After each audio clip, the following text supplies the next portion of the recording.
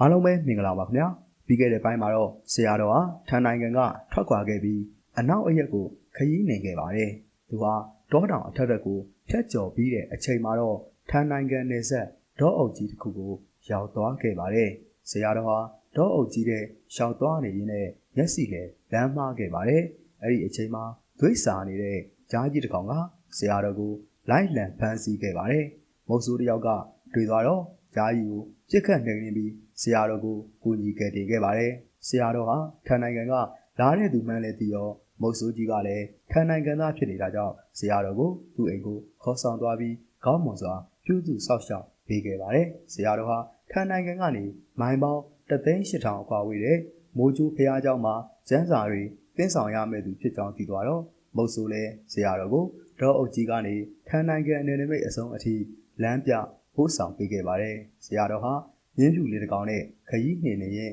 ဘူကုန်းအချင်းကျနေတဲ့ဓာတ်ကြီး၅ပါးတောင်စီရောက်ရှိသွားခဲ့ပါတယ်ဘူကုန်းကဆရာတော်ကိုတွေးလိုက်တဲ့အချိန်မှာအရန်ကိုပျော်ရွှင်ခဲ့ပြီးဆရာတော်ကိုအော်ခေါ်နေခဲ့ပါတယ်ဘာလို့အခုမှလာရလဲလို့မေးတော့ဆရာတော်ကလည်းသူလာမဲ့အကြောင်းကိုဘယ်လိုသိနေတာလဲလို့ပြန်မေးခဲ့ပါတယ်ဘူကုန်းကကိုရမေတော်ပြောပြလို့တီးခဲ့တာဖြစ်ကြောင်းနဲ့ဆရာတော်ရောက်လာရင်ဆရာတော်ရဲ့တပည့်အဖြစ်ခံယူပြီးဆရာတော်နဲ့အတူတူအနောက်အရက်မှာကျမ်းဆောင်လေးတည်ဆောင်ဖို့ကူညီရမှာဖြစ်ကြောင်းပြန်ပြောပြခဲ့ပါတယ်ဆရာတော်လည်းဘူကုန်းကိုကယ်တင်ဖို့တူတွေဆောက်တွေမပါကြောင်းပြောတော့ဘူကုန်းကသူ့ကိုဒီအောက်ကနေလွတ်မြောက်အောင်ကူညီဖို့အဆောင်စာရွက်လေးဖယ်ရှားပေးဖို့သာပြောခဲ့ပါတယ်ဆရာတော်ဟာအဆောင်စာရွက်လေးကိုဖယ်ရှားလိုက်တဲ့အချိန်မှာတော့ဘူကုန်းကပျော်ရွှင်သွားတဲ့တောင်အောက်ကနေထွက်လာခဲ့ပါတယ်ဆရာတော်ဟာဘူကုန်းကိုကိုရင်ငယ်လေးတစ်ပွဲအဝတ်အစားတွေဆင်ပေးပြီးသူ့အနောက်ကလိုက်ပါစီခဲ့ပါတယ်ဘူကုန်းကမြောက်တစ်ကောင်ဖြစ်တဲ့အတွက်ဆရာတော်ဟာဘူခုံးတံကိုမကြာခဏခံစားရပါတယ်ဆရာတော်စီလာတဲ့မြင်းဟာနှင်းနေတယ်လို့ထင်ခဲ့တဲ့ဘူခုံးကမြင်းကိုတုံးနဲ့ရိုက်ပြီးအတင်းမောင်းခဲ့လို့ဆရာတော်လည်းမြင်းပေါ်မှာထိတ်လန့်နေခဲ့ရပါတယ်ဒါပေမဲ့အမှန်တော့ဘူခုံးကဆရာတော်ကိုချစ်ချောက်ယူသေးတဲ့တပည့်တူပါသူဟာဆရာတော်စားဖို့တတိဝလံတွေကိုရှာဖွေပေးခဲ့ပါတယ်ဆရာတော်မြစ်တစ်ဖက်ကူးကူအတွက်လည်းကြောပိုးပြီးဆရာတော်ကိုပို့ဆောင်ပေးခဲ့ပါတယ်ဘူခုံးဟာရှေ့လန်းခရီးမှာအန်ဒီရဲ့ကင်းမကင်းသိရအောင်စနေနာမှုတိမ်စီးပြီးရှောက်ကြည့်နေခဲ့ပါတယ်။အဲ့ဒီအချိန်မှာမြစ်ထဲကမိစ္ဆာဟာကြားဟန်ဆောင်ပြီးဆရာတော်ကိုစားဖို့ရောက်လာခဲ့ပါတယ်။ဘူခုံးလည်းဆရာတော်အော်တန်ကြောင့်ပြန်ရောက်လာခဲ့ပြီးသူ့ရဲ့လွတ်သားရရှူချိန်လုံးနဲ့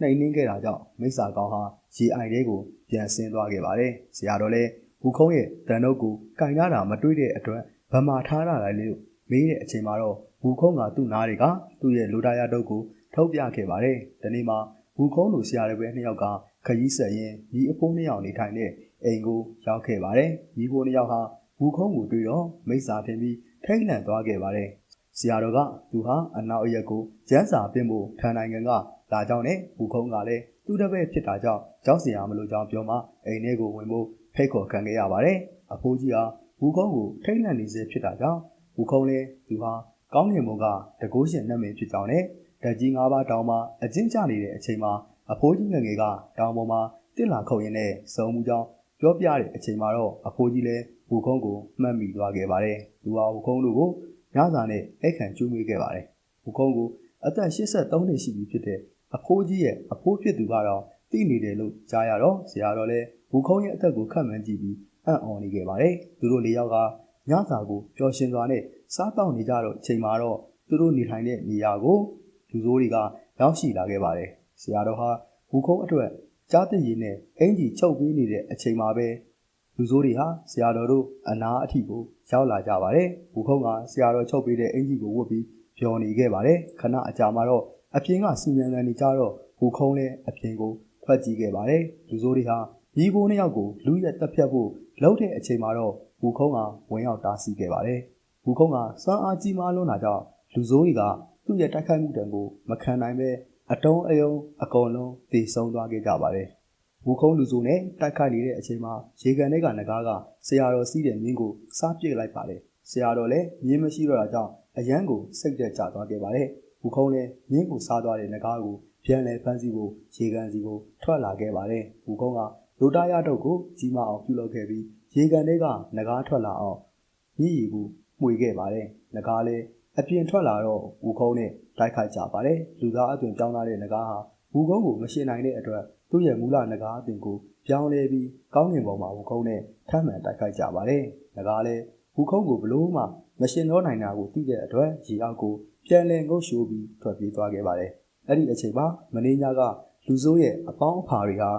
အင်အားစုဖွဲ့ပြီးညီဖိုးနှစ်ယောက်ကိုလာရောက်တိုက်ခတ်ကြပါတယ်။သူတို့ဟာဆရာတော်ကိုတိုက်ခိုက်မယ်အလုံးမှာတော့ဝူခုံးကရောက်ရှိလာပြီးဓာဆီးခဲ့ပါတယ်။သူတို့ဟာဘလို့ပဲတိုက်ခိုက်ကြပေမဲ့ဝူခုံးကအထီးအခိုက်မရှိခဲ့ပါဘူး။ဝူခုံးကပြန်လဲတိုက်ခိုက်တဲ့အချိန်မှာတော့လူစိုးအားလုံးထပ်မံတေဆုံးသွားကြပါတယ်။ဆရာတော်ဟာလူစိုးတွေတေဆုံးသွားကြတဲ့အတွက်ဝူခုံးကိုစုပူခဲ့ပါတယ်။ဝူခုံးဟာသူကစေတနာနဲ့ဆရာတော်နဲ့မိဖိုးနှစ်ယောက်ကိုကူညီကယ်တင်ခဲ့ပေမဲ့ဆရာတော်ကသူ့ကိုစုပူခဲ့လို့စိတ်ဆိုးပြီးဆရာတော်ကြီးကနေထွက်သွားခဲ့ပါတယ်။ဆရာတော်လည်းဝူခုံးထွက်သွားတော့စိတ်မကောင်းဖြစ်ခဲ့ရပါတယ်။ဝူခုံးကအရှိပင်နဲ့ငကားမင်းတီသွားပြီးဆရာတော်သူ့ကိုစူးတဲ့အကြောင်းပြောပြီးစားတောက်နေခဲ့ပါတယ်။ဆရာတော်ကတော့ဝူခုံးမပါတဲ့ခရီးမှာတယောက်တည်းရှေ့ဆက်ဖို့မိဖိုးနှစ်ယောက်ကိုနှုတ်ဆက်ခဲ့ပါတယ်။မိဖိုးနှစ်ယောက်ကတော့ဆရာတော်ထောက်ခွာသားတော်ကိုကြည့်ပြီးဝမ်းနဲ့နေခဲ့ပါတယ်။ဝူခုံးကမူးလာတဲ့အချိန်မှာတော့ဆရာတော်နဲ့သူစုံတွေ့ခဲ့ရတဲ့အကြောင်းလေးဆရာတော်သူအတွက်တတိတရီနဲ့အင်ကြီးချုပ်ပေးခဲ့တာတွေကိုတွေးပြီးစိတ်မကောင်းဖြစ်နေခဲ့ပါတယ်။ဝူခုံးရဲ့ခါမှာ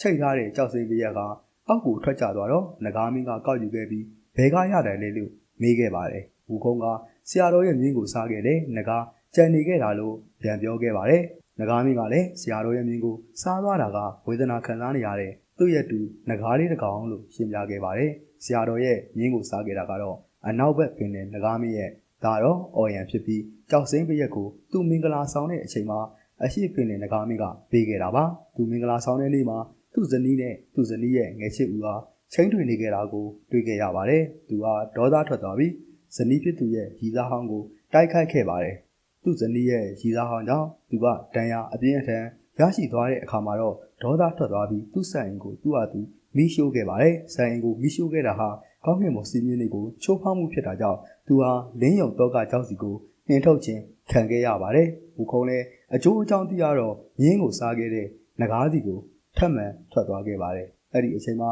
ဆရာတော်ကတော့တောတောင်အထက်တက်ကိုဖျက်ကျော်ပြီးတယောက်တည်းခရီးနှင်နေခဲ့ပါတယ်။သူဟာမော်ပန်းပြီးစားလောင်လုံးနေတာကြောင့်ကြောက်ဆောင်တစ်ခုမှနားနေတဲ့အချိန်မှာတော့မိန်းကလေးတဦးနဲ့ဆုံတွေ့ခဲ့ပါတယ်။မိန်းကလေးဟာဆရာတော်ကိုစားတော့ဖွယ်ရများကိုကြိုးမွေးခဲ့ပါတယ်။ဆရာတော်ဟာအနောက်အရက်မှာကျန်းစာပင်းဖို့သွားမှာကိုတီးတဲ့အချိန်မှာတော့မိုင်မောင်း3သိန်းကျော်ဝေးတဲ့ခရီးကိုအဖော်မပါဘူးလားလို့ပြန်မေးခဲ့ပါတယ်။ဆရာတော်ကအရင်ကတစ်ဖက်ရှိကြောင်းနဲ့သူစုလိုက်လို့ထောက်ခွာသွားကြောင်းကိုပြန်လည်ရှင်းပြခဲ့ပါတယ်။မိန်းကလေးဟာဆရာတော်ရဲ့တစ်ဖက်အတွက်ဆိုပြီးအောက်ထုတ်တစ်လုံးကိုပေးခဲ့ပါတယ်။တကယ်တော့အဲ့ဒီမိန်းကလေးဟာကွမ်ရံမေတော်ကဟန်ဆောင်ထားခဲ့တာပဲဖြစ်ပါတယ်။ကွမ်ရံမေတော်လည်းဆရာတော်ကိုဘူခုံကောင်းမှာစွတ်ပေးမဲ့ကွင်းကိုကျင်းစီမဲ့မန်နန်ကိုတင်ပေးခဲ့ပါတယ်။ဆရာတော်ကတင်ယူပြီးတဲ့အချိန်မှာတော့ကွမ်ရံမေတော်ကပြန်လည်ထွက်ခွာသွားခဲ့ပါတယ်။အဲ့ဒီအချိန်မှာပဲဘူခုံကဆရာတော်ထံပြန်လည်ရောက်ရှိလာခဲ့ပါတယ်။ဆရာတော်ရဲ့မြင်းကိုစားခဲ့တဲ့ငကားလေးဟာဆရာတော်စီးမဲ့မြင်းဖြူလေးအတွင်ပြောင်းလဲသွားတဲ့အကြောင်းတွေနဲ့ဘူခုံးတို့ဆရာတပည့်တွေ